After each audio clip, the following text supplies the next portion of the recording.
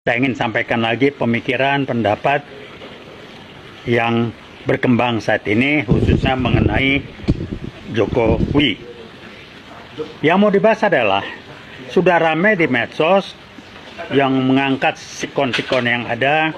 Misalkan, Yakut ngomong waktu dia ditangkap, badai nyetor ke Jokowi, buktinya ada, Nadiem pun bicara yang sama.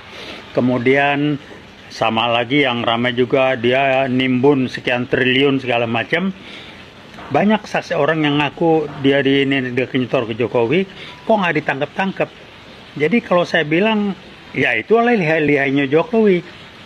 Dengan dia mengendalikan polisi nggak mau nangkep dia, dan kita cuma ribut di medsos. Kok Kejaksaan Agung nggak manggil? Nggak tahu saya nggak ngerti hukum. Saya bukan orang hukum. Tapi Jokowi liciknya, pinternya, dia tidak nanggepin tuh keributan. Tapi kalau dia nanggepin, diangkat, panggil. Nih, kenapa polisi nggak manggil dia? Itu aja dijawab. Kenapa kejaksaan? Saya nggak tahu. Karena yang saya tahu, kalau udah itu urusannya polisi dan atau mungkin kejaksaan. Ini dua instansi ini kan nggak nangkep Jokowi. Manggil aja enggak. Roy Suryo dipanggil di Polda Metro. Kok nggak ada Jokowi dipanggil?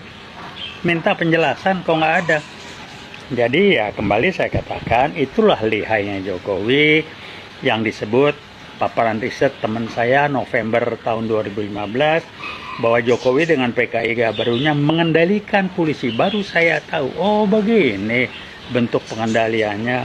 Mengendalikan DPR, oh ini DPR meneng wae, diam aja, cicing wae, nggak ribut, nggak apa.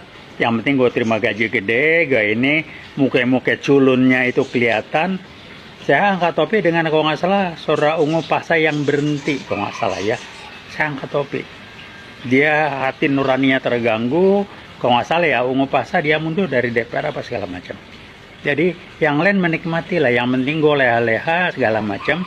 Jadi yang mesti dibongkar DPR, tidak ada lagi pensiun buat anggota DPR.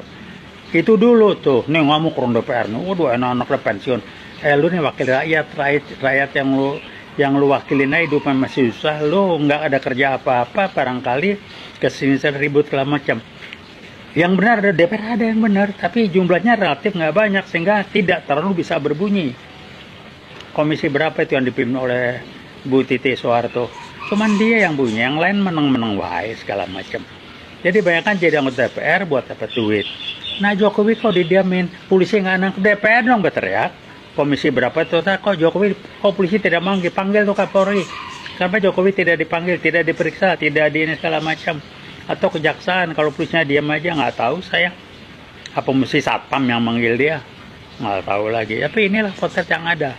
Ya, teman-teman, selamat datang kembali di channel ini. Salinan ijazah Jokowi diharapkan akhiri polemik yang belah publik jadi 3 kubu. Ya, makanya sangat penting sekali teman-teman bagaimana penyelesaian dalam kasus ijazah Pak Jokowi ini. Karena ya dengan ijazah Pak Jokowi ini yang terus bergulir, maka ya publik terbelah menjadi 3 kubu, ya ditulis di sini. Nah, nanti kita akan melihat kubu seperti apa kubu yang terbelah ini teman-teman, dan memang ini sesuatu hal yang pasti terjadi ya. Kalau ada polemik, ada yang pro dan ada yang kontra, dan ada juga yang tidak menghiraukan tentunya. Nah, makanya sangat penting sekali ya pembuktian ijazah Pak Jokowi ya di persidangan ya, karena kalau misalnya ya melalui restoratif justice seperti yang ditempuh oleh Egy Sujana dan Damai Harilubis, maka ijazah Pak Jokowi tidak akan dibuktikan. Nah, ini adalah hal yang harus dicegah oleh Rosiro CS, bahwa ketika mereka mengikuti keinginan dari para pendukung Pak Jokowi ya untuk bisa lewat jalur restoratif justice, maka ya kasus ini atau ijazah Pak Jokowi tidak pernah dibuktikan. Nah, apa yang menjadi akibatnya nantinya teman-teman kalau ijazah Pak Jokowi tidak pernah dibuktikan, ya akibatnya adalah ya ke depan pasti ada orang yang mempermasalahkan lagi dan ribut lagi di situ dan terjadi perpecahan lagi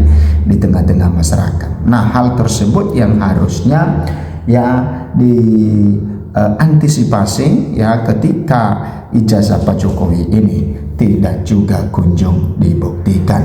Nah, Bu Natua Silalahi sudah mendapatkan satu salinan ijazah resmi dari KPU, teman-teman, dan ini menjadi satu perbincangan karena ya seperti yang disampaikan oleh pengacara Rosyro CS yaitu Refli Harun, teman-teman, bahwa ya ijazah yang didapatkan oleh Bu Natua Silalahi itu dari KPU, maka itu adalah ijazah yang sama persis yang diteliti oleh Rosyro. Nah, tentu ini menambah keyakinan Rosyro terhadap penelitian mereka ya, karena mereka sudah menuangkan itu salah satu buku ya di buku yaitu Jokowi's White Paper. Oke, kita kembali dalam hal ini, teman-teman, melihat bagaimana 3 kelompok besar ya yang terpecah dalam kasus ijazah Pak Jokowi ini ya, 3 kelompok masyarakat yang ikut ya terpecah dalam kasus ijazah Pak Jokowi. Langkah Komisi Pemilihan Umum KPU RI membuka akses terhadap salinan ijazah Presiden ke-7 Republik Indonesia Joko Widodo memicu respon beragam di tengah masyarakat. Ya, tentu ya ini menjadi satu pertanyaan, kenapa bukan dari dulu ya itu KPU secara jujur kasih saja ya salinan ijazah ini ya, sehingga tidak berlarut-larut ya kegaduhan di tengah-tengah masyarakat, dan ya akhirnya juga mereka kasih juga ya secara transparan. Nah, memang dari dulu ya, dari sejak awal ya diminta KPU ini supaya transparan terhadap dokumen publik ya, karena ijazah Pak Jokowi adalah dokumen publik seperti yang disampaikan oleh Majelis Hakim ya KIP. Pengamat kebijakan publik yaitu Bu Natua Silalahi menilai bahwa fenomena ini telah membelah opini publik menjadi 3 kelompok besar ya. Ada 3 kelompok besar yang membelah opini publik, kata Bu Natua. Nah, apa saja itu, teman-teman? Yakni kelompok yang meyakini keaslian ijazah ya, kemudian kelompok ragu-ragu, dan kelompok yang tidak percaya sama sekali. Nah, ada 3 yang menurut Bu Natua Silalahi ini membelah ya masyarakat ya, opini publik, yaitu yang pertama tentu yang percaya dan meyakini bahwa ijazah Pak Jokowi asli. Nah, kemudian yang kelompok kedua ini adalah ya kelompok yang ragu-ragu keaslian ijazah Pak Jokowi ini asli atau tidak, makanya mereka itu mengharapkan yang namanya pembuktian, karena ya mereka ya pengen kepastian itu ada ya, makanya mereka pengen supaya disidangkan ijazah ini supaya ya mereka meyakini bagaimana dengan ijazah Pak Jokowi asli atau tidak.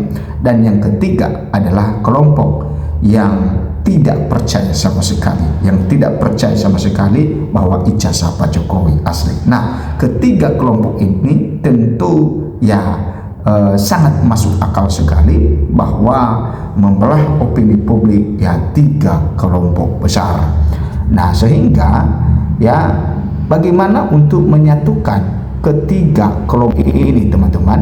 Ya tentu mau tidak mau, suka tidak suka, untuk bisa menyelaraskan ya, menyatukan 3 kelompok ini, yaitu pembuktian ijazah Pak Jokowi. Nah, sehingga ketika pembuktian ijazah Pak Jokowi sudah dilakukan, maka kalau misalnya dikatakan ijazah Pak Jokowi asli, maka ketiga kelompok ini ya mengatakan bahwa asli.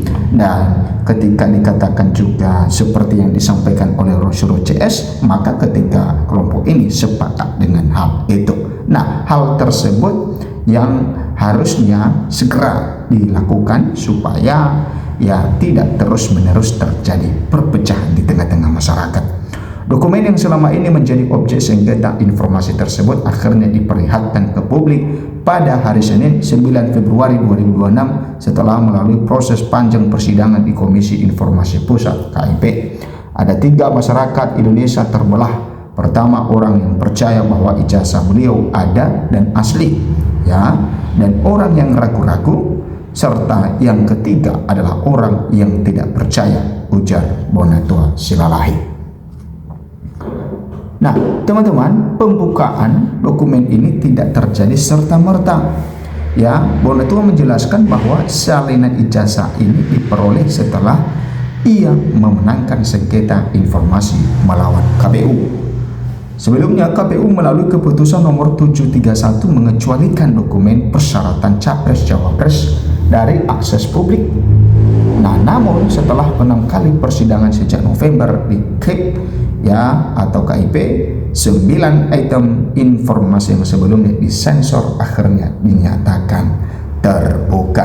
Nah, ini keputusan atau gugatan yang diajukan oleh Bonatua ini, ya, ini memberikan dampak bagi Capres-Cawapres ke depannya bahwa ya dokumen mereka itu adalah dokumen publik. Ijazah mereka itu salah satunya ijazah adalah dokumen publik yang tentunya ya memberikan satu transparan bagi masyarakat bahwa tidak boleh ya seperti yang dilakukan oleh KPU disensor, ya seperti yang dilakukan oleh KPU tidak diberikan bagi masyarakat yang membutuhkan, yang perlu dengan tujuan tertentu.